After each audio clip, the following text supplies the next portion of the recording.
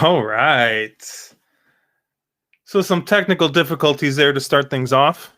Um, yeah, we decided to try something new here. We got some new software here we're messing around with. Um, so yeah, interested to see what happens here. But I think what we should be good after that. Apparently I needed to start things over. I have no clue. Anyways, I am Josh with On the Wrong Lead. I am uh, the I don't know, the host of this thing, I guess. Um, and yeah, we're gonna be talking some races today, and I have a crew of people joining me here. Um, First off, the man who's not in the separatist compound today. They allowed him in the house. We got Chase, the Wolf of Oak Lawn, Hello. fresh off a nap. I hope. I maybe I don't want to tell you. Do I look like I've been napping? 'Cause if I look like I've been napping, then yeah, maybe I was napping. If I don't look like I've been napping, then I'm just thinking that you're going to be refreshed. You're going to be, you're kind of, you're prepping for your Hollywood. This is like your warm up for Hollywood Chase tomorrow. that's right. Speaking of Hollywood, probably the top 3 best looking guy in all of horse racing. We got Caleb. What's going on, Caleb? It's good to be back. Yeah. Yeah, we're. Who's number 1 too? I'm a little curious. Yeah, it's I don't know who's number 1. You think Bernier's still number 1, Chase? I think Caleb's giving Bernier a run for his money. Quite honestly, Bernier's fallen off. He's not the same Bernier of horse players of horse players' visage. He's he better watch out. Our man's sneaking up behind him. Someone who would not make the top 3, but maybe the top 100. Nah, probably not even top 100. Anyways, we got Brian. Dude, well, Brian, you're looking good over there, buddy. Oh, forget you at the not even in the top 100. You know what? I'm at least going to put myself in the top 67. I mean, a nice round number like 67, because why not? Oh yeah, my God. You're in the top 2/3. I like it. I like where you put yourself, 60. Right in the meaty part of the bell curve. It's like when you graduate. They always put you in their percentage for your class, and you don't want to be the bottom 10%. So I'm going to take the bottom 30% and be happy with it. There you go. That's funny. So I see our resident video guru of the Discord, Mr. Ben Wilkie over here. He's asking a question. He's asking, what kind of software are we using? Well, we're using a program called Restream. Look at you using your new tools here. Look at that. So yeah, we're using Restream now. So I'm gonna try a couple things, see if we can highlight a couple different things. And it allows us to be a little bit more flexible, I think, with some of this broadcasting stuff. So we're gonna try it out. The fifth wheel of On the Wrong Lead in more ways than one. Mark Capitan is in the process, I think, of getting out of a work meeting. So he'll be joining us pretty shortly here. But team building exercise 21. John Massey's already jumping in saying that Gulfstream still sucks. That is all. So sweet sassy John Massey over here first gives us. I believe that was a Chase. I can't take credit for that one, but I was actually given that was given to me by sweet sassy John Massey himself. So yeah, normally I think it was bestowed upon him. Otherwise, I would disregard it as a person nicknaming themselves. But it's actually it was from someone else relayed to me. So I'll accept it. Yeah, I still wanted to get the professor going, because apparently I think he does some like sports betting content. I think he's done like some like podcasts or videos with some other guys, and they're calling the professor. local radio spots. He does. Local radio. Is that what it is? Yeah, the professor, John Massey. So I do not get a higher learning degree like that. So I will never be a professor. But Mr. I don't know, Mr. Hedge Fund himself over here, Mark, who's in the process. I don't know what he's in the process of doing, but tag him in here. I like is that a angle. wolf shirt I see? That is a wolf shirt. Yes, I figured I would break it out. It would be a good introductory wolf shirt. On the wronglead.com. Did you wear that to your team building event? I may have made a quick wardrobe change after the team building event. Yes. That's funny. Why'd you have to change? You could have totally came to this overdressed. I was wearing a hoodie for my work team building event, so That's funny. Oh, and apparently there's bad news. Bobby Marks, aka B Marks, aka the leg kick heard around the world, saying the live broadcast going right up against the Eclipse Awards. That's unfortunate. I don't know how much of the people who watch our content are going to be be watching the Eclipse Awards, but yeah. Hey, if you're a degenerate and you're watching the Eclipse Awards and you care about who the best trainer assistant might be for 2020, you no longer get to call yourself a degenerate, okay?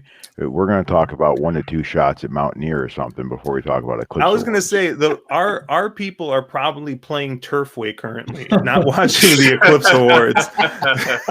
So I think if anything, Turfway is probably digging into our numbers more than anything else. And then last guy to check in, one of our other regulars, Road Warrior here, saying they couldn't pay me to watch the Eclipse Awards except for Channel Maker. I don't know if he means Channel Maker is the only one who can pay him to watch it, but I don't think. Channel Maker is not going to win Best Turf Force, is he? Oh, definitely. Oh no! Who else is there? I don't know. Do you give it to somebody who won a Breeders' Cup race but only ran once in the States? Like, how do you look at before? Like, well, this is the only Eclipse Awards talk we're going to have. Okay, when we decided to do our award show, I specifically decided not to do, and I'm pretty sure, right? We didn't do a turf course, right? Do I have to go back and look? Oh my God, in my notes. I don't think we did a turf. I'm pretty sure that we 100% didn't do a turf award because I didn't want to talk about the turf division. And now I'm actually looking this up now. Did we do a turf award? I don't think we did a turf award. No, but we did have an older female where there were turf horses nominated, but we did not do a turf award. Yep. So, anyways, we're gonna like I said, we're gonna try a couple things here. But we're gonna start it off here. Oaklawn Park got the American Beauty Stakes coming up here. All right. Oh, dude, the banner covers up Mark's face. This is not a bad thing. This might net us viewers. It helps the factor, You can still see the top of his head though, so we're okay. Yeah, as long as we can see the power him to go balls. bald. I told him people love the ball. Like he's gonna be Bald. all right. Yeah. But so here we are. We're gonna be looking at Oaklawn Park, the American Beauty Stakes. All right, 6 furlongs, $150,000 for fillies and mares, 4-year-olds and up. Chase, you are the wolf of Oaklawn. All right, you're gonna. How are the people gonna howl? How are you gonna get these people yelping at the moon here? It's kind of hard to say in advance because what we're running into is there's going to be a wet track on Saturday. It is going to be sloppy as it is early in the meet Oaklawn. It's just kind of how it always works out. With that being said, I have a feeling that if it is a off track, then more than likely Amy's Challenge probably scratches out. She's never seen an off track, never raced on an off track, even though I do think that she'd probably run pretty well over one, just a guess, with that El Prado on the top line. But I have a feeling they most likely scratch her out. And if they do scratch her out, a lot of it's going to have to do with track condition. However, I do really like Ladies Island if Amy's Challenge isn't entered. Otherwise, Amy's Challenge and Ladies Island probably end up duking it out on the front end. I could see Ladies Island maybe getting an uncontested lead, not necessarily walking the dog because they're going to be going pretty fast. With this being a 6 furlong sprint rate, sprint stakes race, they always go fast. But Ladies Island would be the speed that I could see actually hanging on up top. If by some miracle I end up with Ladies Island and Amy's Challenge both entered in this race, then I'm going to be looking at horses like French Empire or maybe Wildwood's Beauty to come flying from way off the pace to pick up the pieces.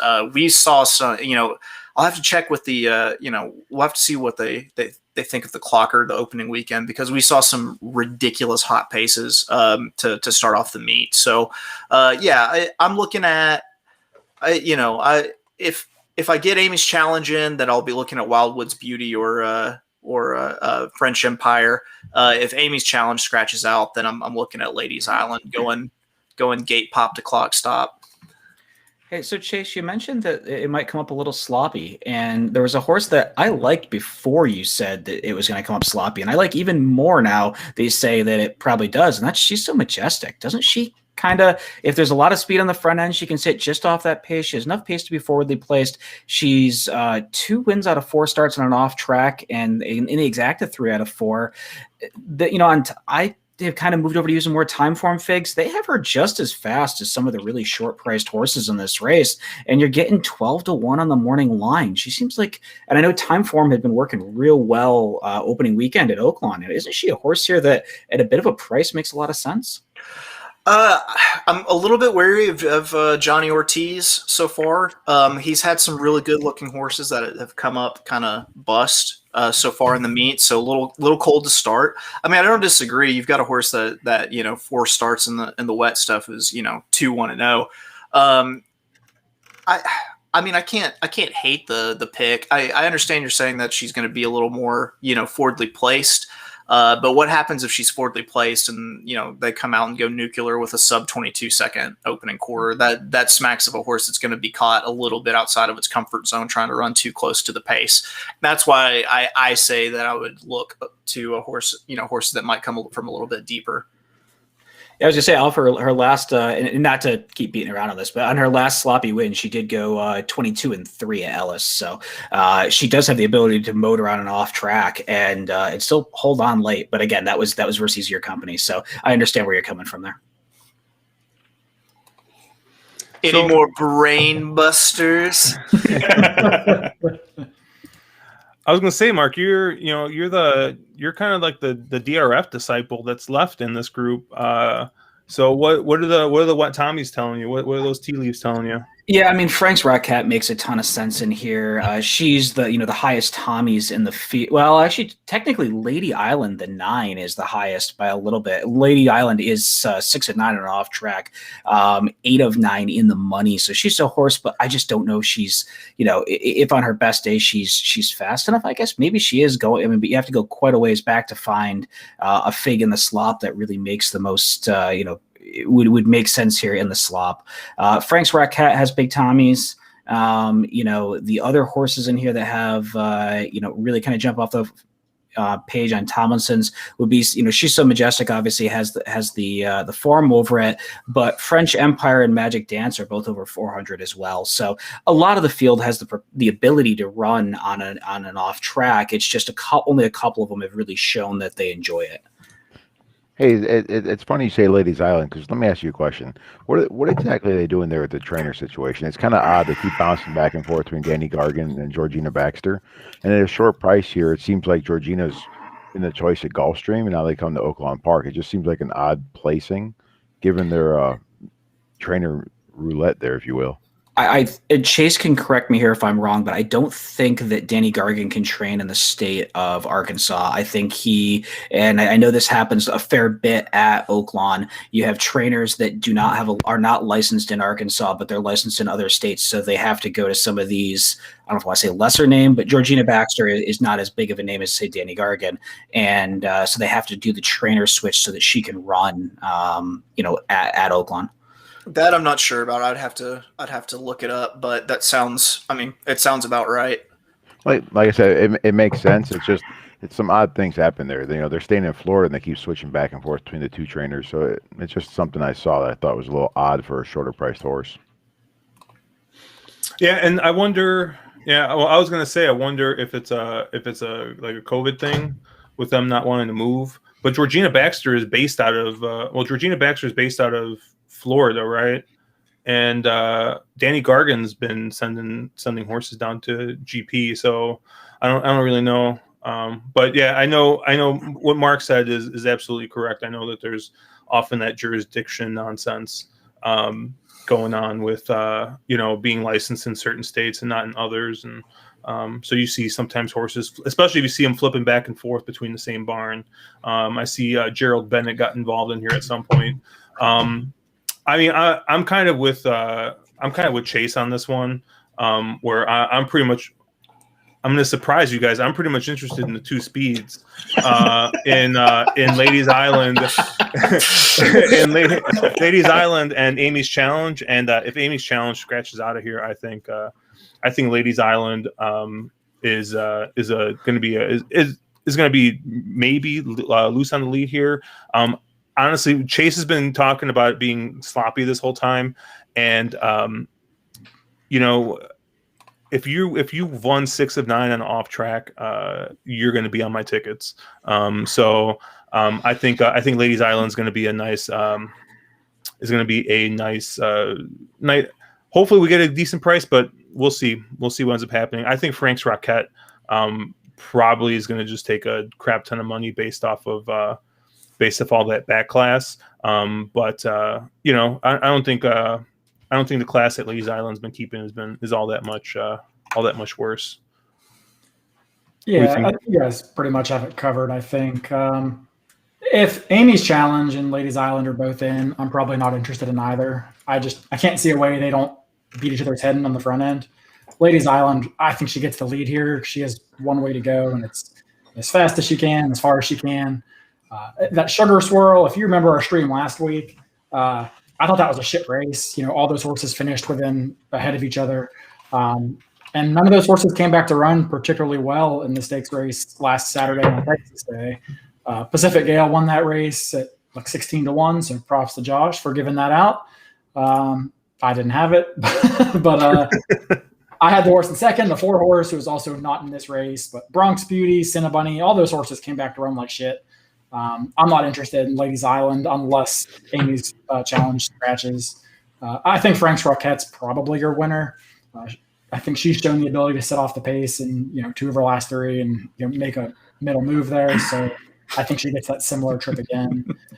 And I am kind of interested in some of the other more off the pace types, kind of like maybe a Wildwood's Beauty, and Magic Dance is the one I'm probably most interested in.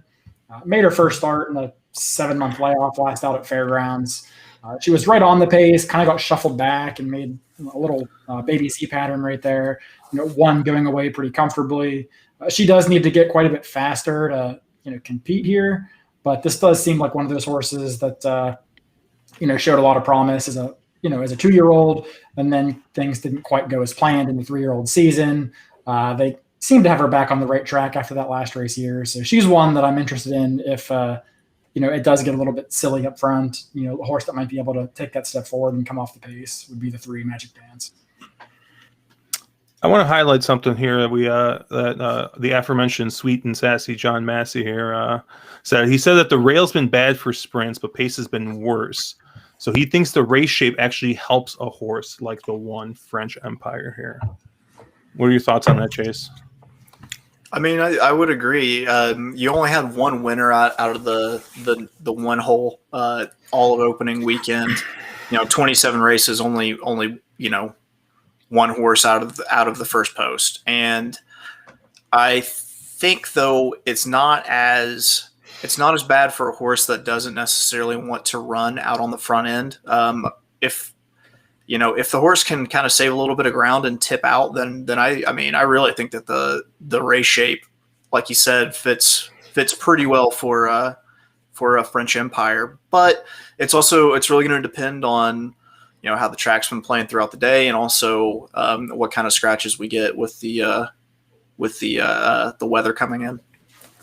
Yeah, I'm actually a little interested with how French Empire is going to run in this race, coming out of those Turfway races, which I'm pretty sure on those sprints have been at least for a bit, and I'm trying to remember my dates here, but they were definitely playing towards the outside and closing, and both times this horse was drawn on the inside. But made it pretty significant ground. I mean, even the last race, said no room on the turn and was just tons the best. So kind of maybe sneakily just was kind of running against the bias a little bit at Turfway. Maybe we see a move up from this rate from the last race. I'm looking at Briz speed figures, which we know I'm not. I mean, I don't think anyone's the biggest fan of, but I think I think I'm interested to see if. See how this horse improves. This might be an underneath type here for sure. Sorry, I cut somebody off. Someone was trying to jump in there. I think it was probably me, and I just with French Empire. And I mean, I know Caleb loves to talk about this and beat me up on it because I'm normally wrong about it. But isn't French Empire really getting a massive class test here, coming out of optional 62s and stepping into a black type? I don't hate the horse. I can totally understand where Massey's coming from, but I think it's kind of horse I want to maybe fill out the bottom of a trifecta or something. Not necessarily the horse I would want to put on top. What I say to that is that it's a horse that's earned the right to race against better. That's something that I always look at. It's if you can win at the lower level and then hit the next, then you've kind of earned the right to race at the next class up. And this one's coming out of 2 straight wins, and I believe optional claiming company, taking a step up each time. I think Friendship. I think she's earned the right to be there. That's what I would say about facing black type winners for the first time. I'm with you, Mark. I think she hits the board because she gets a real nice pace to run at, but probably no better than third. So Chase, I know you've probably already handicapped the weekend card. So before we move on, was there anything else that was kind of interesting to you on that Oaklawn card, or anything that you're kind of looking out for the first couple of races? For Saturday, I actually haven't looked past the American Beauty. That's the only race that I've handicapped. What I will say is, if with the rain in the forecast, the morning of, make sure to get on Equibase or something like that, and check the workout tab. See how many horses they've worked out over that surface. If they're you have been getting a lot of rain, because what you'll find is that if they don't work very many horses, or well below kind of the average number of horses that they would work on a given day, usually that signifies more of a sloppy sealed track, and it will play kind of fast as lightning. If they've worked a bunch of horses, then make sure to kind of take these off the pace types a little bit more seriously throughout the day. I popped it up real quick, and Chase, I hope I gave the right information. Make sure you guys check out Chase tomorrow on America's Best Racing, 4 p.m. Central. 3 p.m. Central, 4 3 p.m. Central. Whoops. Okay. Let me fix that real quick.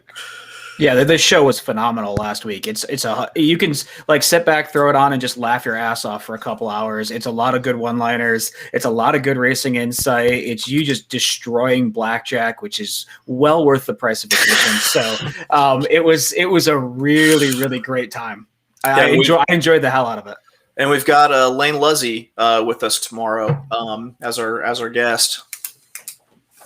There's the correct info. But yeah, you can catch them. I think it runs on Twitter, runs on Boomer Book, and YouTube. So you'll be able to catch them on any of those places. Got anything else in chat here? Oh, yeah, John Massey already corrected me. Fake news, 4 p.m. Eastern. Yeah, I'm pretty sure John Massey's going to start a Reddit about your hosting and the flubs that happen. Yeah, I'm pretty excited about it, dude. I'm gonna get a graded paper from the professor over here, dude. He's gonna send it in. He's gonna be like, just by the way, you made these mistakes here.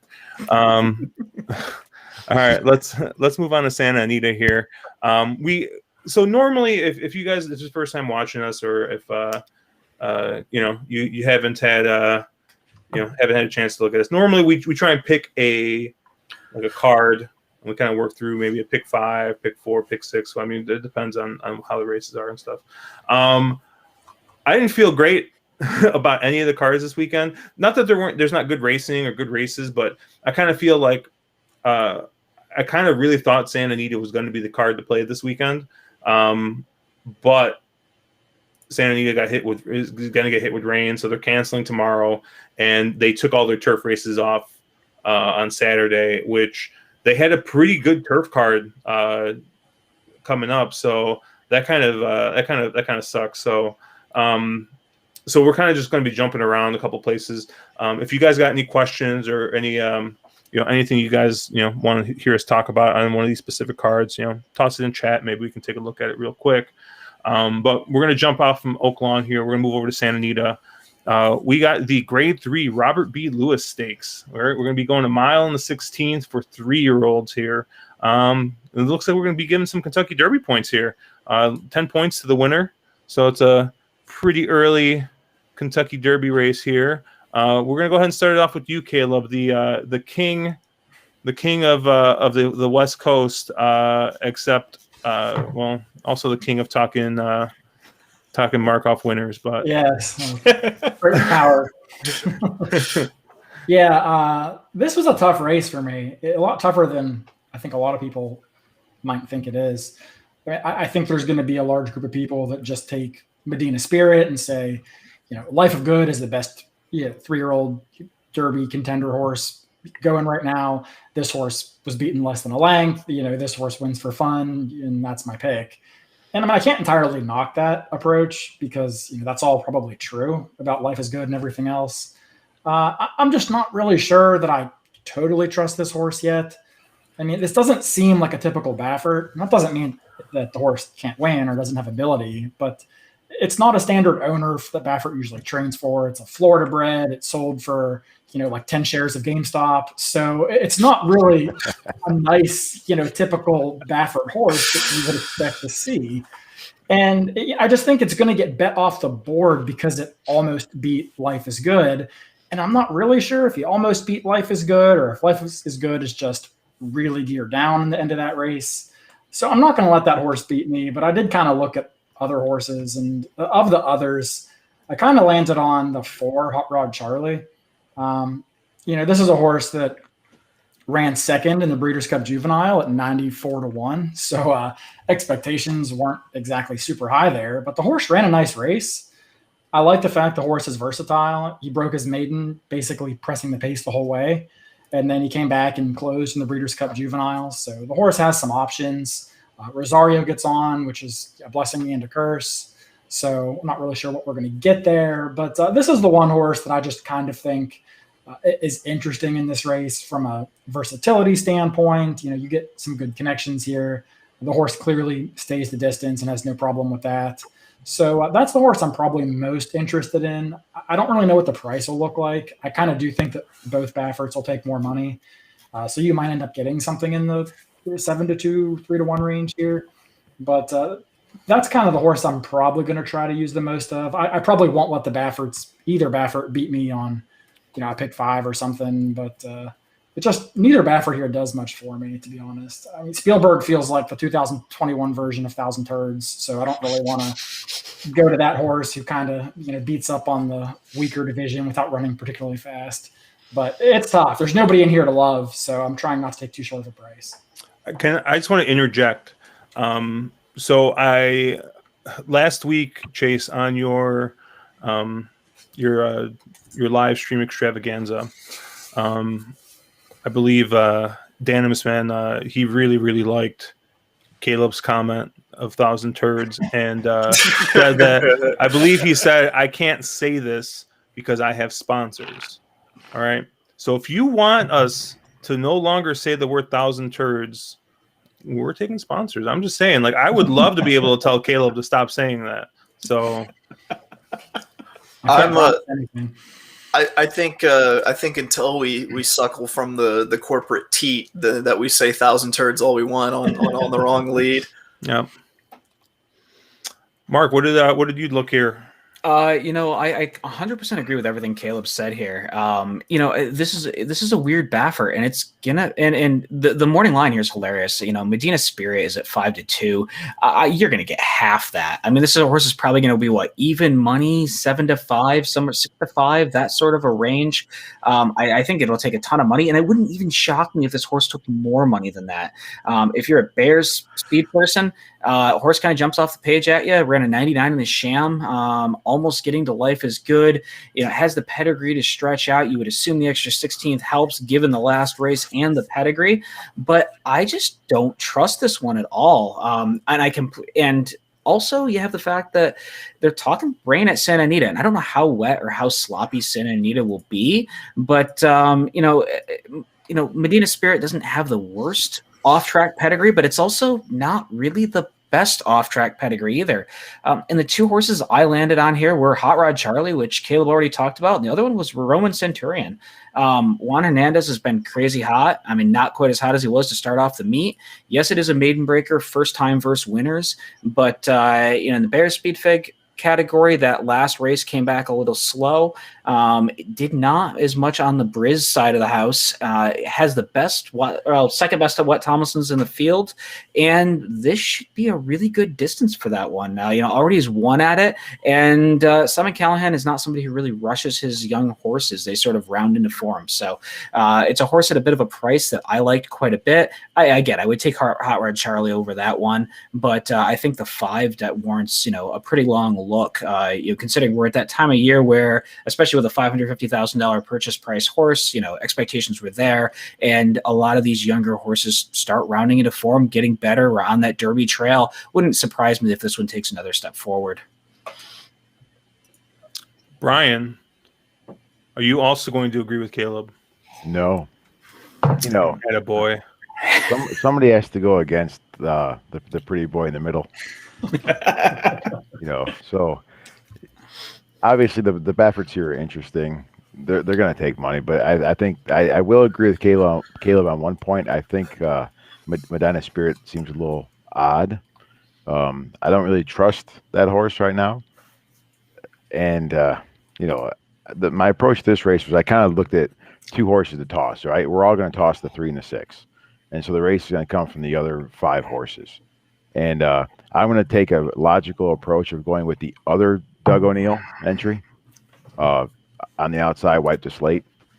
And it's not so much that I like that particular horse. I'm questioning, like, Hot Rod Charlie here, came out of maiden 55s, went to the Breeders' Cup Juvenile, and just ran unbelievably.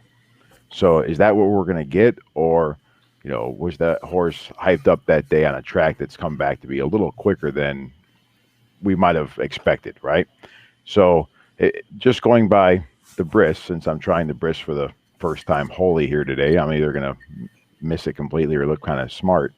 I think the 7 makes sense. And, again, first-time winners, it's stretching out here. So not going to take money, probably going to have a lot of value left on the board, I think. And I do like that last race.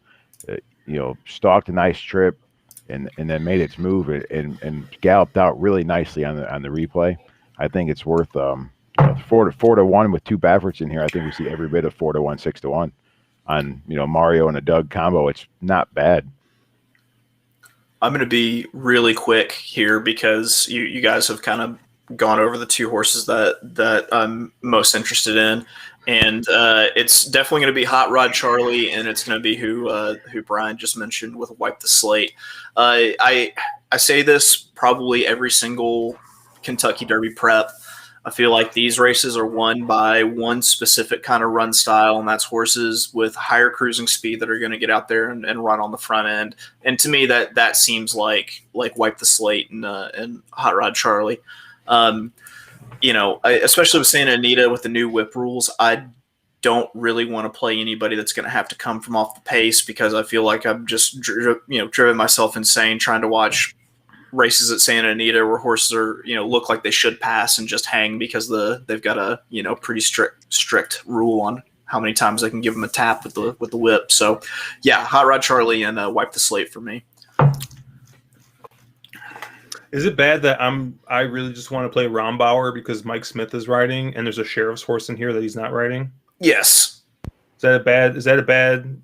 I mean, the jockey carousel isn't. I mean, Mike Smith is like any sheriff's horse that's live. Mike Smith is on, so he's not on this one. He's not on either of the two Bafferts. Instead, he's riding this Mike McCarthy horse. Ran second in the American Pharaoh. Kind of just laid a complete egg, but he was a real long shot in that the juvenile. Honestly, though, I think it's probably gonna be too far for the Twirling Candy. I mean, when I think Twirling Candy, and Caleb, I'm sure will correct me if I'm wrong. I think Turf Sprinter normally, right? They're better in sprints than routes. Yeah. I would So I this might just be too long. The jockey carousel, or not really carousel, but just the fact that Mike Smith is riding here again, interested me a little bit.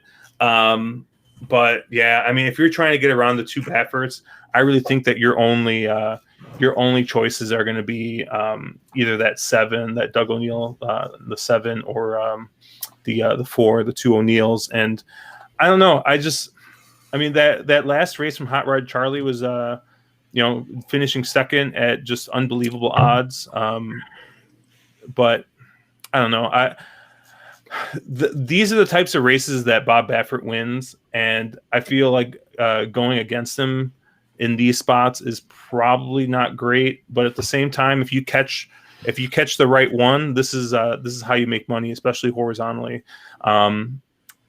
I honestly just don't think I'm going to be playing anything here. I know Brian and I are going to be playing something technically, since we were both in that Daily Gallop tournament, and I think Santa Anita Park is the card, which obviously they picked before all the scratches and changes there. But I'm taking one of my favorites. Yeah, I mean, I think, I don't know. I think like Rombauer is interesting to me. I just think that the distance is probably too much. Probably be better sprinting. So I don't know, if it gun to my head, I guess I'd probably go with Medina Spirit here, and I don't know, see if I can double into anything or just single and move on. But you're not going to get a price. You're going to get real short here. Hey, question, Josh. So on this race, and this is more of a conversation for everybody that's watching who might have an idea, right? So you want to play the race, but you're not sold on anything. So what makes you say Medina Spirit here as the chalk, as a short horse, if you're not sold on that horse being much the best? I mean, that's true. Like I personally, like, I don't think I'm gonna be playing any Santa Anita this weekend. I just I like betting Santa Anita. I like playing the turf races. The new rules with the whip suck. For people who like to bet like actual horses that are good, but for someone who likes betting speed horses constantly, I mean, hey, this is great. If my horse gets out in the lead, dude, I'm sitting good. So Josh, why isn't this your favorite track then? Why isn't that my favorite track? Because oftentimes I will be like, yes, I'm going to bet this horse that is the speed, and then the horse does not get the lead for reasons unknown. It's like what was it last weekend, Caleb? That there were like 3 races that I think me and you were like on the same horse. We're like, oh, this horse is going to get out to the lead, then like it was just like I had no freaking clue what the heck was going on. And unfortunately, it was one of those cases, and not to get on a soapbox here, it was one of those cases where like Brisnet really let me down, because I remember I was like complaining about something, and then Mark posts the freaking time form, like the little time form pace projector. He's like, I don't know, time form had this horse on the lead. I was like, what the F, man? Like, what the heck was I looking at?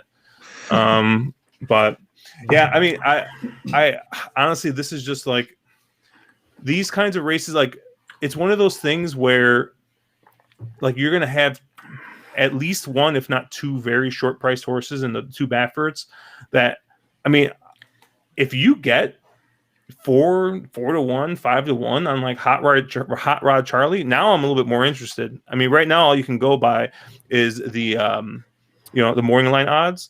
But I think that's one of the things. It's one of the things that's important, especially if you're newer to the game. Like, yeah, you go in with a plan, with an idea of what you're going to do, but you have to, at some point, you have to let the tote board do a little. Like, you have to know what your risk tolerance is, right? if Hot Rod Charlie starts going to the moon like GME, then yeah, you jump in. But you don't want to be the one who's stuck, taking a Doug O'Neill horse at 5-2 against two Bafferts that just run off the screen. So I would say to I think where Brian was going with this, there's some logic. If you are somebody, you look at this race and you go, geez, I want to play this sequence, but I don't love anybody in here. Just buying this race and you trying to find a horse in the race before it, race after it, or before and after it, and building a daily double or a pick 3. If you're saying that, geez, this Baffert horse that's going to be bet off the board, I don't think is really that much better than anybody else in here, and I don't really trust it, then there's something to be said about using the Allberger in here, or some version of an AB Allberger. Obviously, we had 2 horses we said probably don't have a chance. You could probably toss those and AB the rest of them somehow. But there's a way to build a little structure in there and try to invent that price. I'm highlighting some of these funny comments that people are putting in chat. I saw Sixer. I think, like Sixer. He put 3 words: Baffert wins. Lol. And like that's kind of the thing sometimes with these races, right? Like I think Mark is talking about using the Allberger, but I think like if you have a real strong opinion in one or the other races, like I could see that possibly, but like I feel like this is like one of those races where you either take a couple, maybe 3 or 4 of those slightly longer prices that are going to pay a little bit better horizontally. That's like I said, that's something that you can use a tote board for, especially if you're looking at doubles. Hey, if is Hot Rod Charlie, right, is 3-1, but what's it playing in the doubles, right? And maybe there's a horse you really like in the race before that. Try and find value that way. And I forgot where I was going with that, but like I think like also, I remember. But on the flip side, I'm like, if you think that one of these Bafferts wins, like you better pick one of the Baffert horses, and that's it. Like I think as soon as if you think that any of these short prices are your best opinion, like you pick the one and you go. There's argument to be made. Like if you are playing longer horizontals, you're doing an ABC structure, and having coverage. I mean, that's a different discussion with how you're doing it. Yeah, and it's funny. Brian just messaged me saying that we killed the horse. But I just think that I don't know. I hate this race. I just think it's a real freaking crappy betting opportunity. But next, yep, next. Before we move on, though, John Massey says 10 points to be returned later. We do a positive there. All right, let's move on here. All right, we're going to move on to Gulfstream Park. We're going to move on from one high-quality product to another. Santa Anita After It Rains to Gulfstream Park.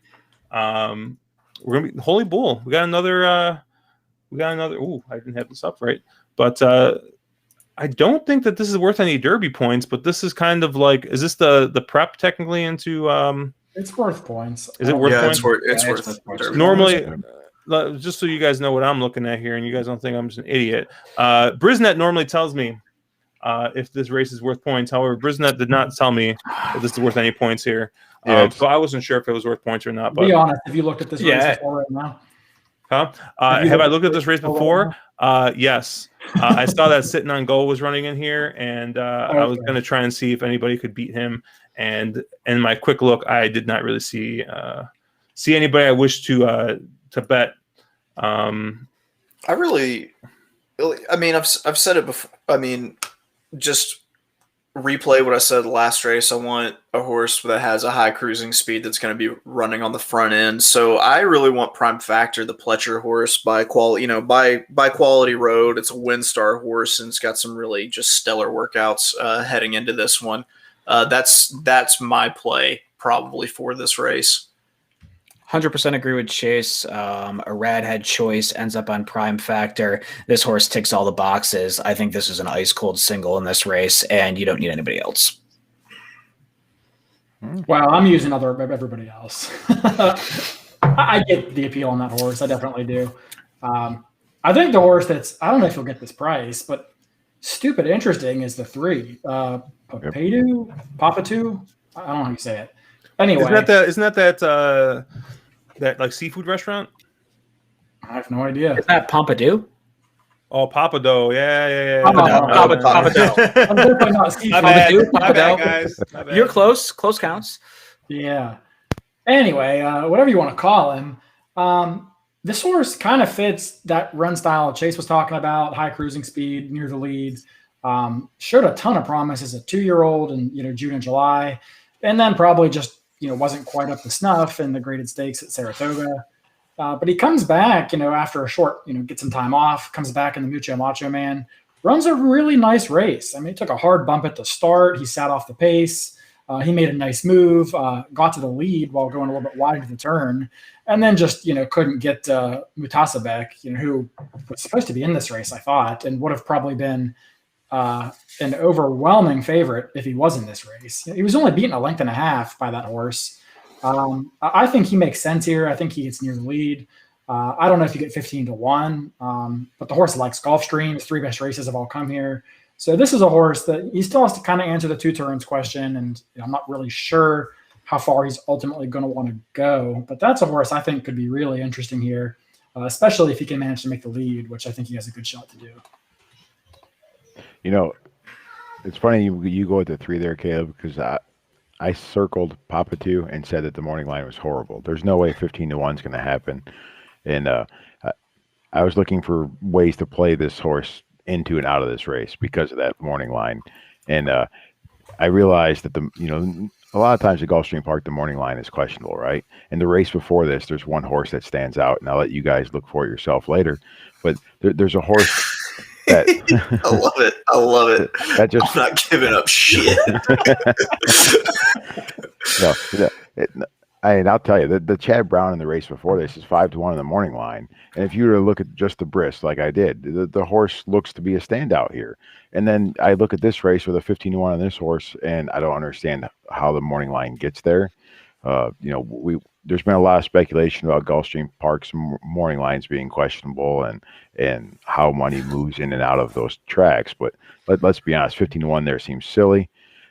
I could see why Mark's going to single Prime Factor here with Irad with the choice, and it makes a lot of sense. The horse I thought is kind of interesting here is sitting on the outside is Awesome Jerry. 8-1 in the morning line. Sappy Joseph with Tyler aboard. Sappy's going to have the horse ready to go. My only question is, looking at what the horse has done previously, this may just be too sharp in both class and distance, but Sappy definitely performs his best. Hey, he has the horses ready to go, and the fact he put Tyler on here, I think, is interesting.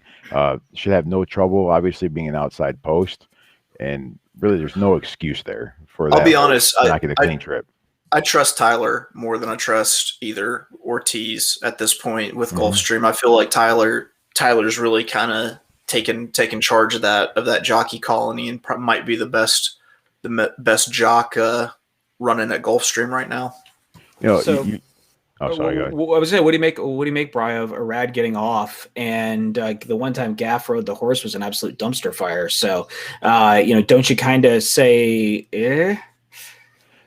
You can, but I mean, weird things happen at Keeneland. A lot of horses have gone to Keeneland and have gone elsewhere and won graded stakes. So I'll toss that out. I mean, the win at I'll say Calder, back in October, that was a nice performance. Of course, Edgar was aboard, and then they tried to move the horse around, started shipping around. Didn't like Keeneland.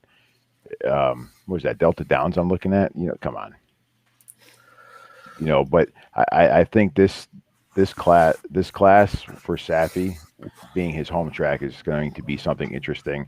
And like I said, with Tyler being aboard, what they won 4 out of the last 10, 4 out of the last 9, something like that. So the horse will be ready. As far as Irad getting off, I think that's more of an Irad-Pletcher relationship keeper than it is anything else. I think Pletcher needed somebody there and called Irad, and he's like, okay, I'll do it. That horse is making its second start. Irad's the only one to ever ride Prime Factor. So it made a lot of sense for Irad to get off, even with choice. I think he didn't really have a choice. He was Jose. Jose was on Prime Factor last time, I believe. No, Irad Ortiz Jr. Oh, okay. I'm sorry. I'm sitting kind of far away from the screen, so I I just saw that. It's written really weird on the Briz where it's all like lumped together and you can't separate it. That's so stupid. I always mix it up too. Well, Josh, I stole your cheap speed, so who do you got? I actually like the Shug horse here. Oh, interesting. The Greatest Honor. Mainly because if you can close at Gulfstream, especially on a slow pace like this horse did, I don't want to get like blinders on, but I think he's going to get a little bit more pace to run into here. You know, this horse is, bred to be a a distance horse, a router here. So, I don't know. I think that this horse is well positioned. He's got a little bit of experience. At the same time, like you guys said, the prime factor is kind of an unknown here. He's raced once, ran real nice figure. Pletcher has just been lights out at this Gulfstream meet. So it's kind of hard to really bet against anything that Pletcher is going to be using in here. But I think that the Shug horse with a little bit of experience and finally getting to, I think, a distance that the horse wants to run. I think it's going to set up pretty nicely. Looking at the Briz, I took a quick look at kind of the pace scenario here. This does tell me off the pace. So like I said, I just think that I think that this horse is going to finally have a little bit more pace to run into, and I think this is going to set up nicely for the 7 here. How far off do you think the 7 ends up here? And I mean, I should pick on you for you being the king of cheap speed and taking a closer at Gulfstream, but how far back do you think this horse is? Who knows? Probably like 5-6 lengths. I mean, that's the thing. Is I mean, the horse closed at Gulfstream last time, which makes me feel a little bit better. And at least from I haven't watched the race yet, but at least from what I'm seeing, it looks like it was bumped at the start, so that could have just been a little bit of impeded a little bit. But the running line looks good for what I'm looking for, especially with this pace scenario. I think I don't want anything that's going to be out right on the lead. I think I want something just off. Maybe the 4 amount. The 4 amount, kind of ran that stalking trip, 3 lengths back most of the way, and then made its move on the turn. Maybe amount's the Pletcher you want here. I think you're gonna get a better price on amount than you're gonna get on the other Pletcher. Now, granted, the Shug horse is the morning line favorite, but I definitely think here, pace wise, I'm looking off the pace, which I know is crazy at Gulfstream Park, but I just think the pace scenario is going to set up for something. I think just a little bit off. Since Shug brings them along slow, I'm going to say you're wrong here, but you picked the winner of the Bluegrass probably. I was thinking the exact same thing. I love the 7, but I don't love him here. I think this is a hell of a horse, but a mile and 16th at Gulfstream with that short run to the first finish line, I just don't know that he gets there. He kind of, but I think down the road, look out. Hey, Josh, going with the closer there, I think you might be onto something with the 4. I think the 4 might be closer than the 7 here. And the fact Luis went from the 7 to the 4 is interesting. If I have a choice on a closer off the pace horse, I want Luis over Jose. Personal opinion. Anything else in this race you guys wanted to talk about? And I did look it up. It is it's 10 points, so it's the same as the Santa Anita race. We've got some pretty exciting Sam Houston races to talk about. So I say let's go on to Sam Houston. Yeah. All right. Let's hold on a second. Ooh. Still getting used to this stuff here, but this is definitely a race that I was real excited. And Caleb, obviously, you're going to get first shot at this race because anytime I think of the older turf division, I think Caleb Knight. I think that is where the preeminent turf handicapper of our time. And I think it's the last. Is it the last race on this card? I believe it's the second to last. There's one more. There's another. There's another one that we're catching. No chance at losing. Yeah, we got the Houston Ladies Classic in the 8th, and then the JB Connally in the 9th.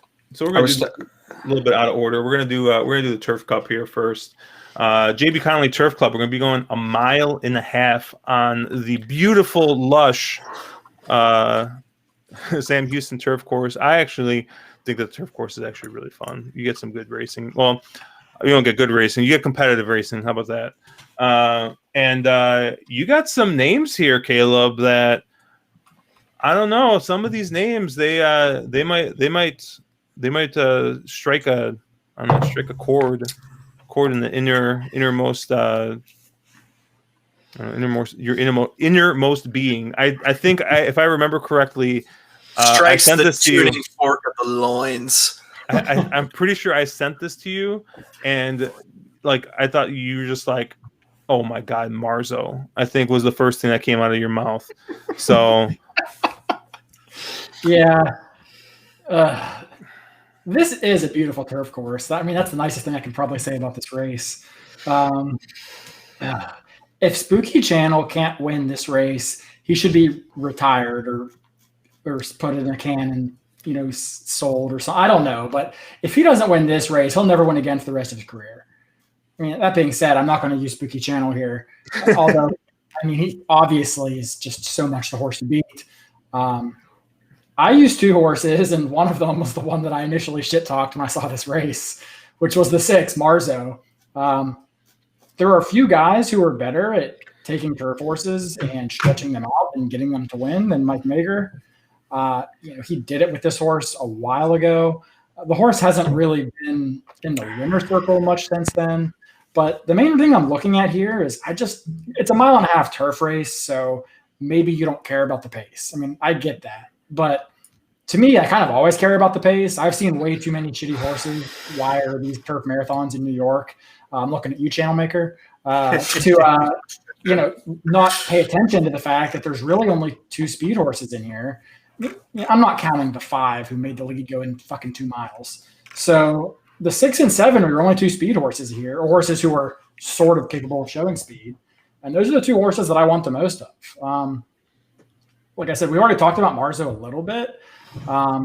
If you look at some of the company he's been keeping, as much as I don't like a lot of those horses, they would be heavy, heavy favorites in a race like this. I mean, Sadler's Joy, Cross Border, Factor This, Dot and Matrix, I mean, Channel Maker, like those are all like very, very. I guess I love when you say all those horses' names. I mean, it feels so dirty, but without a doubt, those horses would all be 2 to 1 or shorter in this race. And I think Marzo probably needed that last race. He probably just didn't take to the Turfway surface. It's playing pretty peculiar this year. He also had the rail, which is not where you historically want to be at Turfway. So I think he makes a lot of sense here, getting back to a distance that he's already won at.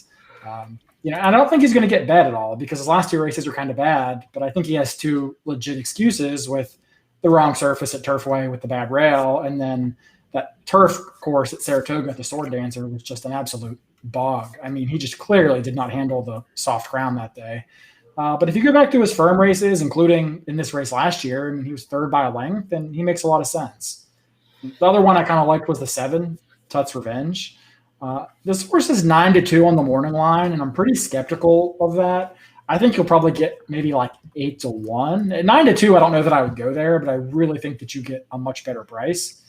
And again, it's mostly a pace play with this horse. This horse just loves to win. I mean, he's 5 for 7 over the turf. Once they figured out this horse wants the lawn, he's been, pretty much unbeatable.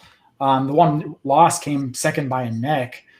He beat some nice horses that day. I mean, it's Remington Park, so you may think it's kind of a shit track, but Mr. Misunderstood is a very legit, like, black type grade 3 turf horse in the fairgrounds and Churchill Circuit.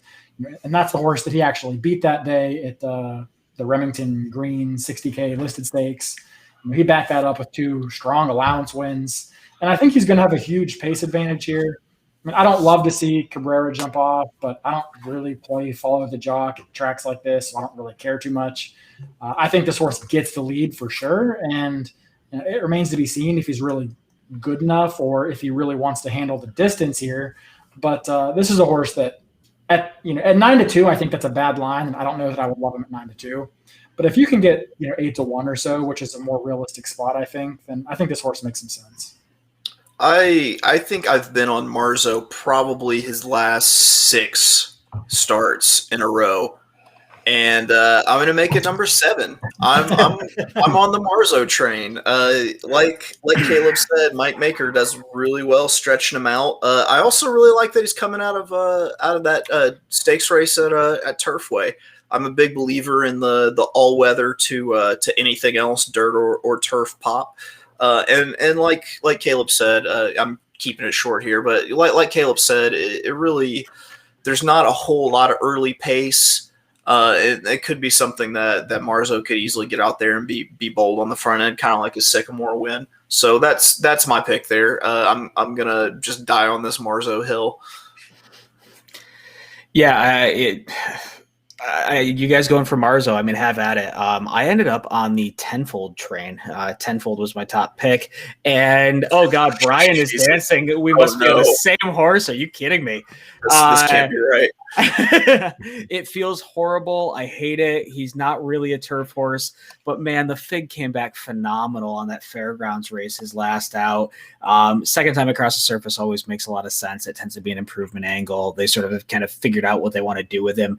And I mean, Logical Myth, who won the last, you came back to win again. So I like Tenfold at a bit of a price in here for Asmussen with Stuart Elliott up. They've been hitting at 35% here. So, doing real well. The other horse I thought was a little bit interesting was Spooky Channel. He's just super logical in here. I would hate to get beat by him. I wouldn't actually put win money or straight bet him or anything, but if you're playing a horizontal, you kind of have to use him. He's the most logical winner in here. He should win this. He just hates winning. So that's why I sort of landed on Tenfold on top. That sucks that you landed there, Mark.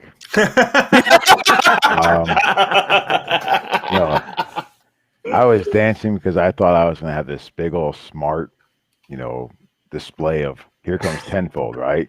The ass man coming. He's going to go to turf. He's going to do good.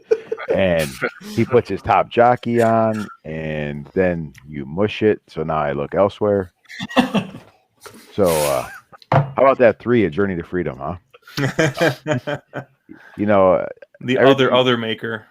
The other maker. Everything you said about Tenfold is why I landed there. So I'll just skip over that. We don't need to repeat the same thing. I do think the other maker, A Journey to Freedom, is interesting here. Hasn't raced for a while. Did decent in that last race at Aqueduct, and the numbers seem to be okay. If you're going by figs, if you like figs, the horse is consistent. The pace is something I'm looking at here. At this distance, the pace might be slow, pretty slow. And I think at that point, that might benefit this 3. Last out, the pace was a little sharp. 2 back, the pace was sharper than he'll probably see Sunday. So, at 10-1 morning line, obviously an ice cold jockey and maker, at Sam Houston isn't something to give you a warm fuzzy about. But, if the price is right, probably worth a shot. Most logical winner for me is probably the first maker is the 5 Conviction Trade. But, at 7-2 in the morning line and Sam Houston getting so much money, that horse will be unplayable, especially with that, the last number out, the last out race. There's no way I could put money on that horse. So, Brian, I am absolutely shocked you landed there because I know you love some back class and the one Celerity. That seems like a you kind of a horse. There's a horse that if you go back a few starts to some of those turf races last year at Keeneland and Kentucky Downs, horse won an allowance at Kentucky Downs, has some really good back class, 30-1 on the morning line. Real good second off the layoff type trainer. Oh yeah. Seems like you kind of a horse. Waylon Cundiff, definitely known for his second off the layoff. I could go one step further, Mark, because they even have the weight allowance because of the jockey and everything else. There's a lot of positives on the one, and I looked for a good, long, hard time. But the thing that threw me off is the horse hasn't won for a while.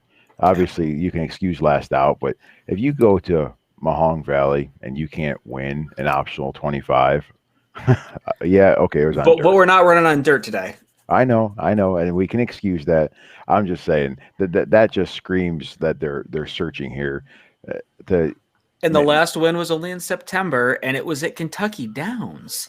We're really going to call that class a $10,000 starter allowance going to a grade 3. See, but we're all picking Spooky Channel, who we all hate or who we must use. So whoa. I've got my own horse I hate, Marzo. Thank you. If you're going to go back class, how do you not end up on the other ass man in post 12? Go on. Go on the post 12. Yeah, Henley's Joy. Post 12, Henley's Joy. But since moving into the freaking Asmussen barn, hasn't run a race. It's obviously the Maker Juice is better than Asmussen stuff because the horse fell off a cliff moving out. Allegedly, of the I just got the allegedly alleged juice. You might be able to excuse what happened there. I mean, obviously something happened in July at Keeneland, right? The horse took a 6-month layoff after that. Yeah. So Aspen with the layoff, I'm usually okay with it. The workout pattern is pretty solid for the last 4 weeks.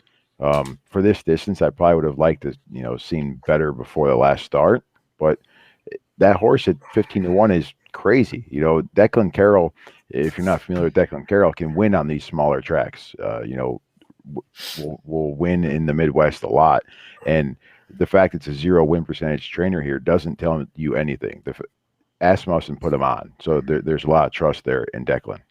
Friend of the site, Mike McIntyre, loves Declan Carroll, so he would appreciate the pick here of Henley's Joy, who actually happens to be my top pick in this race. So yeah. Hold on, wait a minute. Hold on. This horse shows no speed whatsoever, and it was. Well, the thing is, though, if you look back and scroll down to the.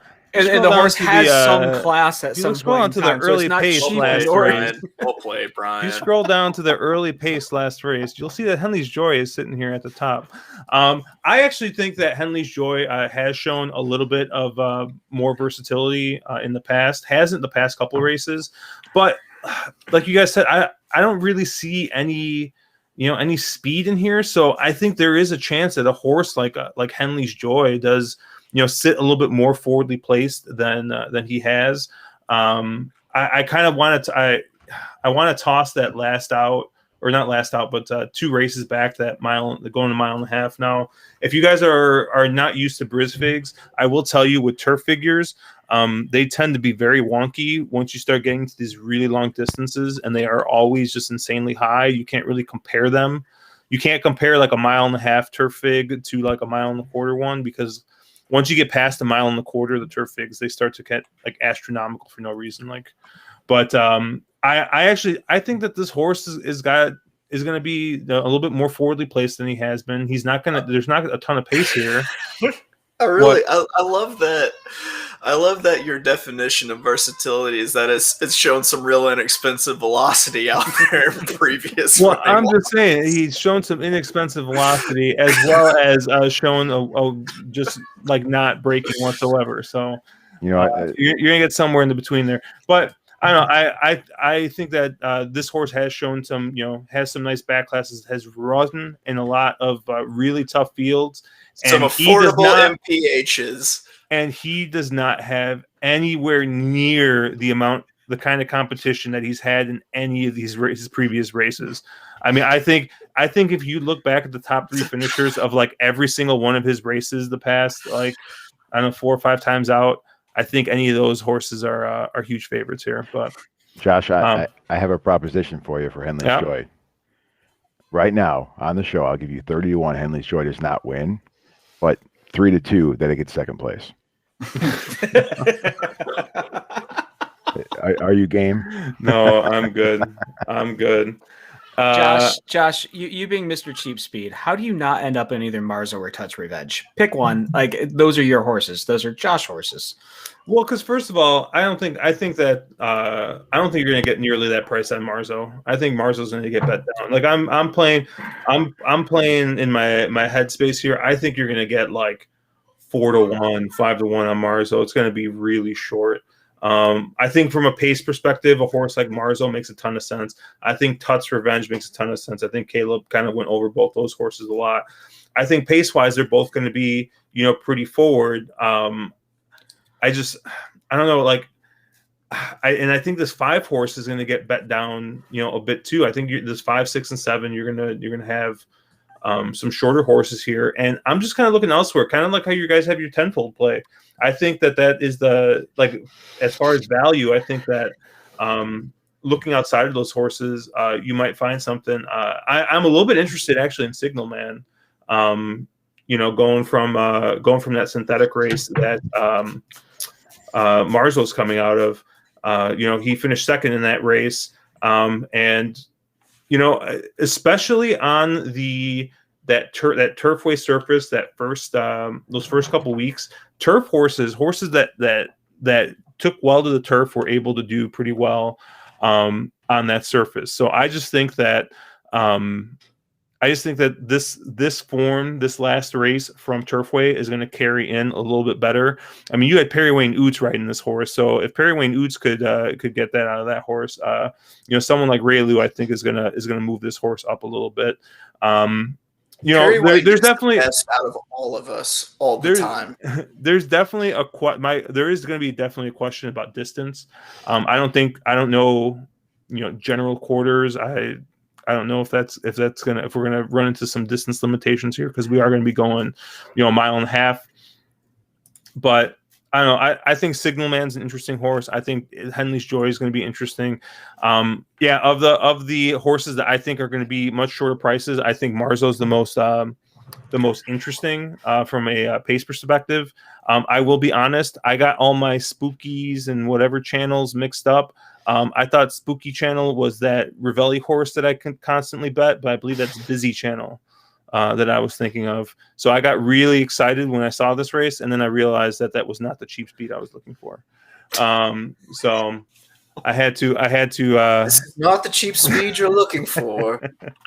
But no, I think Brian, like, at least Brian's thinking, or when he mentioned Henley's Joy, was my exact thinking. I think as well. I think that this horse is kept some really good company. Hasn't his last 3 out since moving into the Asmussen barn haven't really instilled a lot of confidence, but I still think that Steve Asmussen knows how to train a horse, so I think that this horse might move up a little bit here. I think he's going to be interesting at a longer price. I don't hate it. John Massey saying that he did not see Math Wizard in this race. That is correct. Math Wizard was not in this race. I also didn't bet Math Wizard last time. What was was it Pegasus? Yeah, I did not have Math Wizard. So I think he's still trying to finish. Hey, Tax is also trying to finish, so we got the exact advantage. Yeah, nice pick there with Tax, Bri. Hey, I'm sorry, I don't know your name. All I see is a black square there. Who are you? Ouch. Yeah, I don't know what happened with your name. Why is your name just a black square? Step one. I may have mentioned about Tax. I may have said that during the stream. Let's move on to our last race here. We got So we're gonna move forward now to the 8th. Yeah, we're gonna move forward to the 8th, which is, I mean, usually Huey Lewis wrote a song about this conundrum that we found ourselves in, I believe. It's hip to be a square. Are we looking at optics? I thought historical horse racing was banned all of a sudden. Why are we going backwards? Well, I thought that this was going to be the most interesting race of the weekend. So, well, it's normally a really good race. Was last year was what? Lady Apple, Serengeti Empress. Who else? Yeah, Lady Apple won it. Lady Apple, Serengeti Empress. That was crazy. Wasn't Serengeti Empress was like 3-5. Yep. Didn't what's her face lose in this race last year too? Midnight Bisou wasn't, or not Midnight. Midnight Bisou wasn't Midnight Bisou in this race and lost. No, she wasn't. No, Street Band lost. Street Band. Okay. She won this race 2 years ago. I want to say. Was that 2 years ago? Okay. I was trying to. She ran Saudi Cup last year. That's right. I'm thinking 2 years ago. So, and I'm sure John Massey will be correcting me in about 10 seconds. But yeah, we got the Houston Ladies Classic here. We got a grade 3 going a mile in the 16th for fillies and mares 4-year-old and up. I guess I'm the last one to have gone first here, right?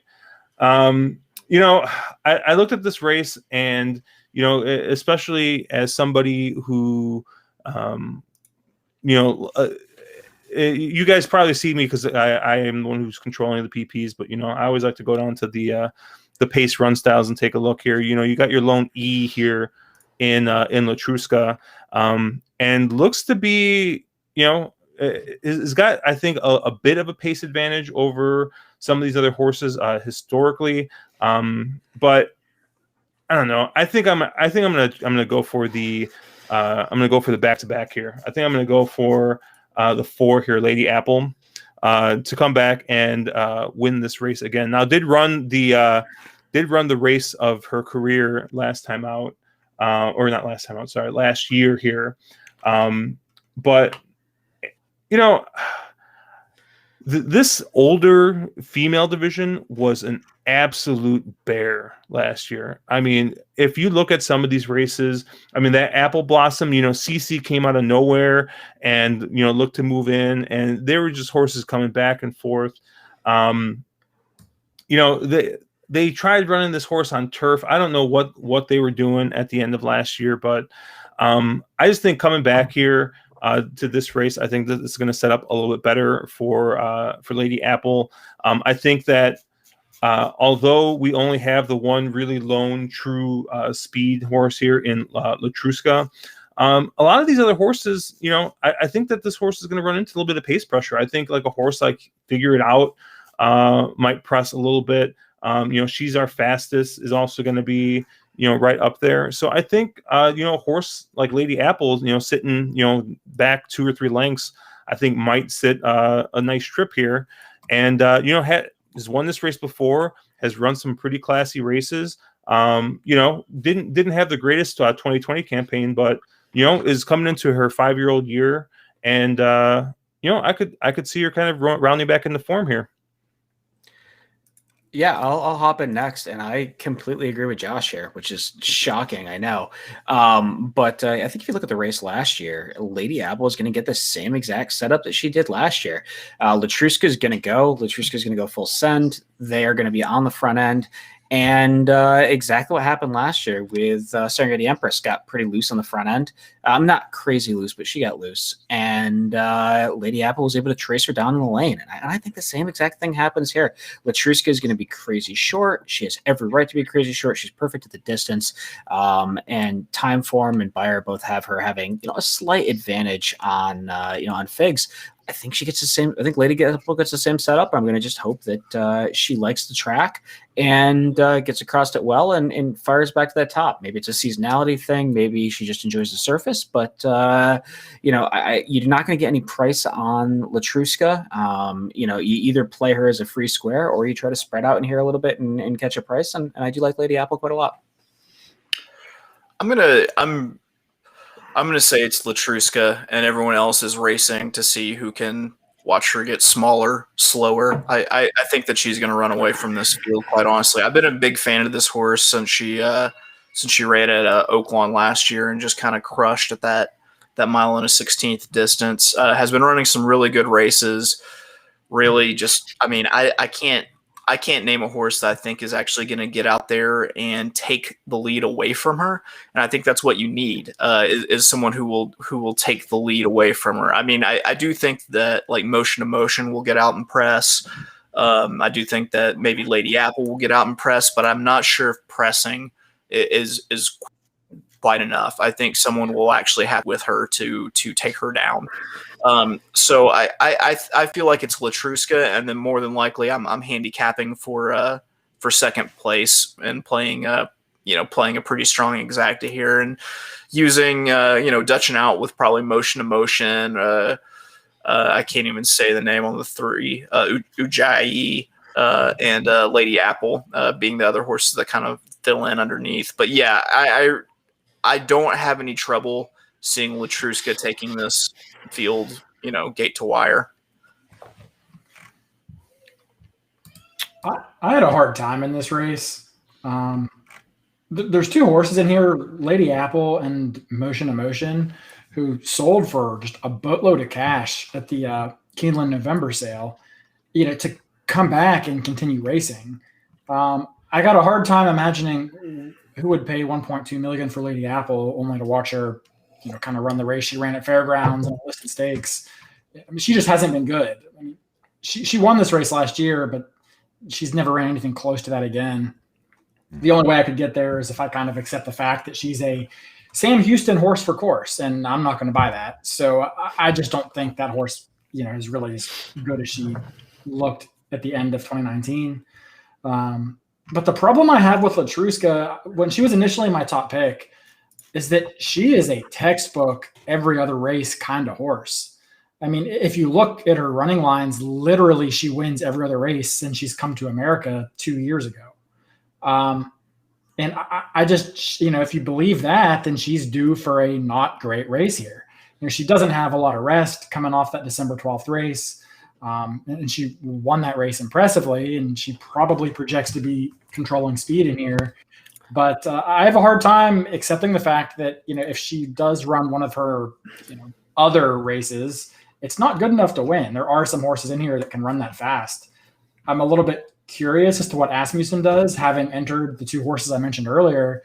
Motion Emotion has always been a horse that does her best running on the front. I'm not interested in this horse, really, but I think she'll need one off the layoff. But I am kind of curious, does she send with Latruska to try to keep it a little bit more honest, maybe try to set up the stablemate? I'm not really sure what to do. I actually ended up on the 3, Ujayi, only because I have enough knocks on the others to make it a little bit tough for me to use them. I don't love Ujayi here, to be honest with you. I think she probably wants to go as far as they'll card races. I mean, she just seems like a horse that loves distance. But she got really good in the past 3 or 4 starts. I mean, she really improved in her 5-year-old season, enough so that Mike Maker thought enough of her to ship her from New York all the way down to Houston on just over 2 weeks rest to run her in this spot. So clearly he thinks that she's, pretty sharp here. You could make the argument that she's just here for the ride because of all the turf horses Maker sending over. I wouldn't really fault you for that. But really the only way I can see Latruska losing this race is if she hooks up in a pace stool and kind of is empty on her every other pattern. So I'm looking for someone off the pace, and I kind of think Ujayi sort of fits that bill. Needs to take a little step forward here, but I'll prefer a horse that's at least in form versus some of the shorter priced horses in here who are going to get bet based off of races they ran a year ago. So Caleb, you mentioned the every other race. That's fair, but at the same time, we've got kind of a conflicting pattern with every time the horse comes in off of a layoff, it pops really big. And so I think maybe they might have figured that out a little bit, and that it, ran it in the Rampart, and then they laid it off again. And I don't know, that might be an attempt to kind of get more consistent performance. But I mean, it's one of those just damned if I do, damned if I don't.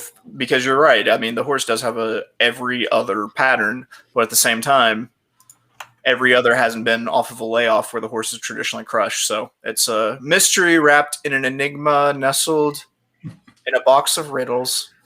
No, you're right. If this was a 3-month layoff, I would be all aboard.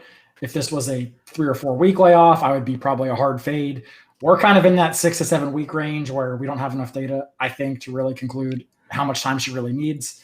But I get what you're saying, and I think you could be right. I'm not going to rehash everything you guys said. Lady Apple, I'm going to play against Lady Apple here. I just think she's declining. I think the money spent for her was for breeding privileges later. I think they just wanted her now, and they want to lose her to another big barn or big stable, whatever, big operation, whatever you want to call it. On paper, Latruska looks to be there, right? But what fun is that to say you're going to take the even morning line and move forward? So there's 2 horses here that I was looking at. I'm going to key the even money morning line and move forward, to be fair. Yes. I actually am trying to make an argument for number 2, Jewel Princess. I think this is an interesting horse. Probably coming in, looking at running lines in the best form of the field. And looks to be the type of horse that can set back 4 to 5 lengths if need be, if Latruska happens to go. If Motion Emotion pushes the pace, I think Raylu's smart enough to have the horse in a great spot to get there and close. the other thought I was having on this race, and I'm trying to figure it out. And normally, this is more or less not a horse I'm going to play, but Tom Amos usually, places his horses really well. He's won 53% of his, starts over the last 561 or something like that. He's been in the money, rather. I'm sorry. So he's normally placed very well. I don't understand the 5 here. Excuse me. The 5 just started at Oaklawn Park. That now ships over to Houston for a week later. Either this horse is going to scratch or this horse is going to come out and run lights out. Because there used to be an old mantra, if you ran your horse back in 7 to 10 days, that was an old trainer's trick. That horse was top form. The trainer wanted to get the horse right back on the track. And so I'm not sure what this 5's doing. And it really is throwing a puzzle at me. And I just figured I'd mention it for the sake of mentioning it. At 15-1, it's like, why? So that's just what I was thinking. I think the 3's got the shot, like Caleb was saying, and I'll play against the favorites here. You know who might have a little bit of insight on what they're thinking about doing with this 5 is Lane Luzzy, and you can check him out tomorrow, along with Chase on ABR, 3 p.m. Central, 4 p.m. Eastern. Also, it's worth noting on that the 5 figure it out is ran in the Pippin, and that, I mean, we saw all opening weekend at Oaklawn that horses that were running on the front end really just weren't able to do much, and got beat by a pretty strong closer out of the Brad Cox barn with Get Rid of What Ails You. So with a more fair or even a more speed favoring track, it could be, it could maybe be a kind of horse that takes a step forward. And Chase, didn't you have a little bit of info about possibly what was maybe going on the inside of that track? Yeah, Jason Barkley, who was on the ABR stream last week, I talked to him the next day, and he mentioned that the jockeys were saying that it really looked like a deep, kind of tiring rail, like we were thinking with the Oaklawn track. Don't know if that's going to be the case this tomorrow whenever they run after being off all week. You just kind of have to plan for it being all new. But yeah, might have been running against a deep, tiring rail, and let's see, was coming out of the 2-hole last race. So, maybe you can upgrade that horse just a little bit. I think it's a good catch by Brian for sure. So I want to highlight a couple things here John Massey brought up here. He was talking about the race before this, but we were talking a little bit.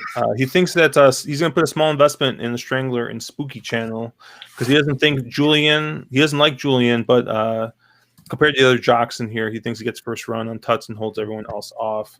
And then just kind of piggyback off that. He thinks there's going to be some pace here.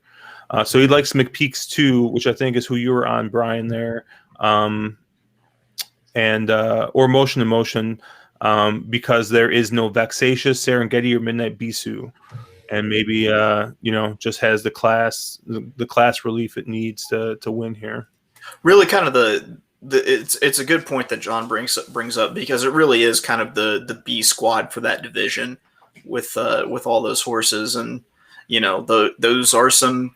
It was only Vexatious could beat, Monomoy Girl at Saratoga, and, Midnight Bisou's been doing her thing. So, yeah, that's a good point, is that the competition definitely is kind of eased up a little bit. Yeah, but a lot of the competition for this division is gone. I mean, Monomoy's, I think they're going to try and run her this year again, right? Barring any change there. I think they said they're going to try to run her one more year. Yeah, she's back working out, I believe. Yeah, Midnight Bisou's gone. And I mean, who else was there? Serengeti Empress also retired, right? Mm-hmm. Yeah. Vexatious is retired, or is she still running? No, I think Vexatious is still running. Yeah, she's still running, but I think she kind of got a long winter, and I think they're going to give her a break. So it's going to be interesting. Yeah, I mean, I don't think this is the same quality of field as last year. But which like I said, it kind of makes me, I guess, lean still towards Lady Apple. I know, but I mean, Lady Apple might not be the same horse as last year, but take a shot there. Take a shot against Latruska. I really actually do like John Massey's point about motion to motion getting that class relief. I mean, that could be 7-2 seems like a real good price. I don't think you're going to get that, but let's take a look at chat. One more question looks here, and Chase, I think you might be the only person who could answer this, but I think you're not looking at Aqueduct anymore. But anybody see anything interesting Saturday at the Big A? Any of you guys look at Aqueduct at all? I haven't looked. I'll probably look day of. Aqueduct kind of is right now is just kind of my action track, and I'm probably honestly doing a little bit better at Aqueduct than I am at Oaklawn. So with it being so early in the meet, but I hadn't looked. I probably will. I mean, it's I love these short fields that people knock quite a bit for, especially for vertical play at Aqueduct. So I will check it out, but I haven't looked yet. I saw that there was some stakes racing there, but I didn't really take a look at it.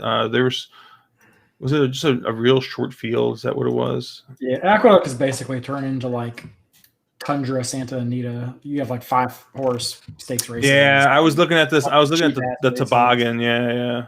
It's just, I loved Aqueduct from like fall through maybe end of December. It has not been a great product in the past month, unfortunately. I may look at it, but I'll be more Oaklawn focused. And hopefully Santa Anita, although without the turf racing, their card kind of sucks too. It's a bad weekend for racing if you don't like Gulfstream. I mean, and I'll be honest with you guys. I thought the Sam Houston cards looked really good. I think Saturday is actually a pretty decent card too. It's just, we like to talk about, more of the stakes focused stuff. And I didn't know how much people would want to hear us wax poetic about Sam Houston. But, and this is something that I know we've talked about briefly other places. I think we might even have a video up on this, but one of the nice things about Sam Houston is that low horizontal takeout. And you'll even see it like, there's oftentimes, I know Caleb and I are probably the people who play it the most, but you'll just look at the payouts and you'll be like, wow, that seems like that's paying pretty good, and you tend to say that a little bit more, I think, at these tracks with these lower takeouts. So if you're not normally a Sam Houston player, 100% take a look this weekend. Sunday's card has actually got a ton of stakes racing. And you get some of those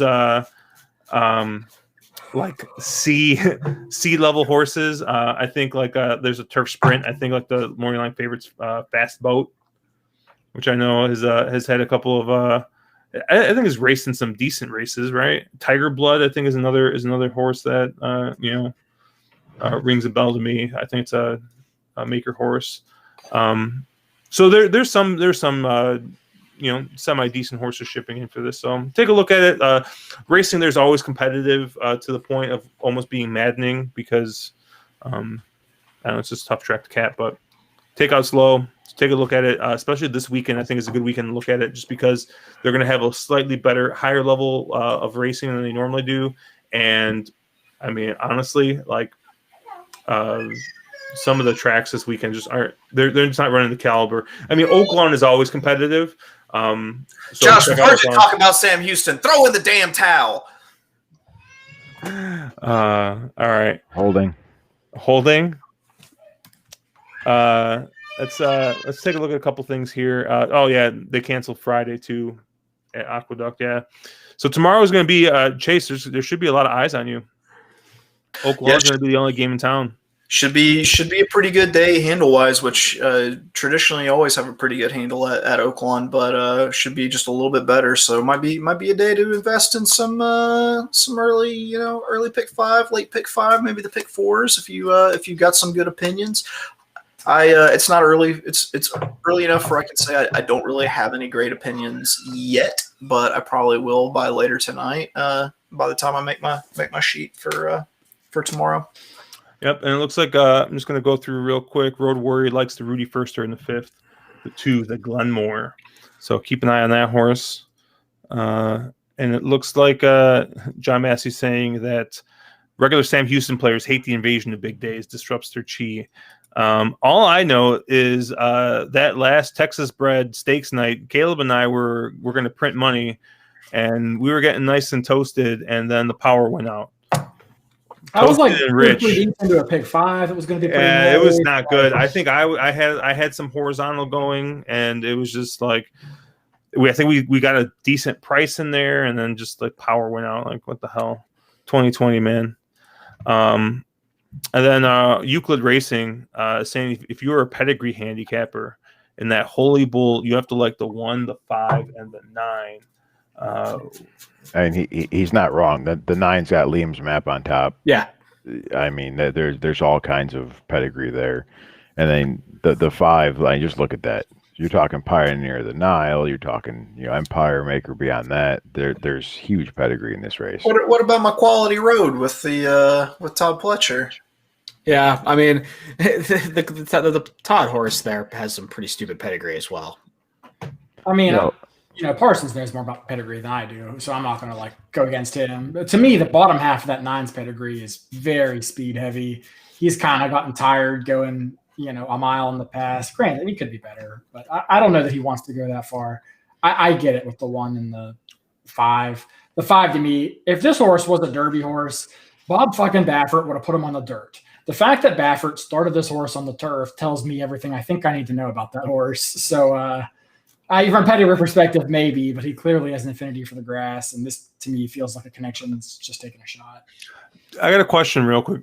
Andrew, why are you how you are? According to HRRN, Channel Maker did it. Had to share it just to piss you all off. Road Warrior, why? Why you gotta be like that? Like this?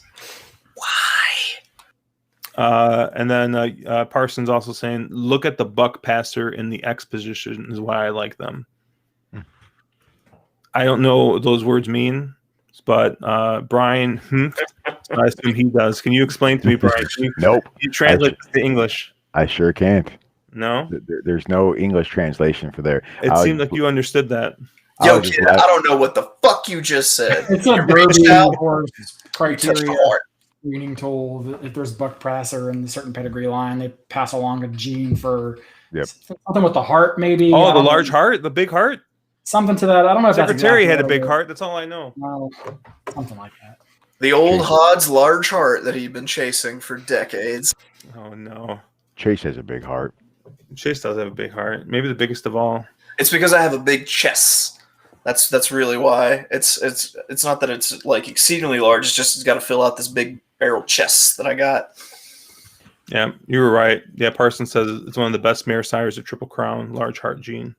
And for the record, the pedigree on the 1 next September, we should see that horse at Asinobia Downs. Just so you guys know. What so the South African bottom half? You're not. That's got Asinobia written all over it. I'll see you guys there. I miss Asinobia. The best track running. John I Massey thought it says, was a Cinnabon. That's how I've always been saying. That's how I've been saying. Dude, all I know, dude. Do you guys remember the first year of Discord when Cinnabon was the only thing going, and they kept on advertising Crazy Hour, and it was just us spamming the freaking Crazy Hour horse that's got like the sign. It says like this is crazy because they had like $1 beers or something after the races. Dude, it's gotta get wild up in Manitoba, or where is it? It's not Manitoba. Where's Cinnabon at? Saskatchewan. I don't know. I just felt like Saskatchewan. Yeah, because all the Saskatchewan breds. Come on, I mean it's the best in Canada. Saskatchewan breds.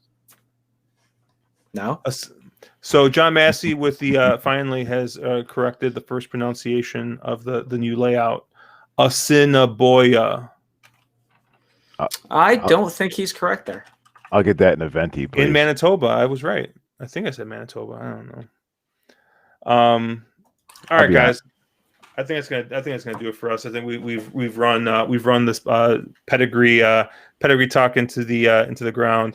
As usual, we are on the wrong lead. I'm at Cherry Drank. Brian, you can find him at BD Horseplayer. Caleb's at Caleb WVU. Chase at Of Oak Lawn. Mark is at Two Turns. For some reason, his thing is not working, but we will figure that out for next time. Make sure you check out Chase on ABR tomorrow. Check out our affiliate link for AM Wager. You can buy a T-shirt like the one Mark is wearing, that lovely gas station inspired design with Chase's face on it at ontherwronglead.com. And we are at wrong_lead on Twitter. Catch you guys later.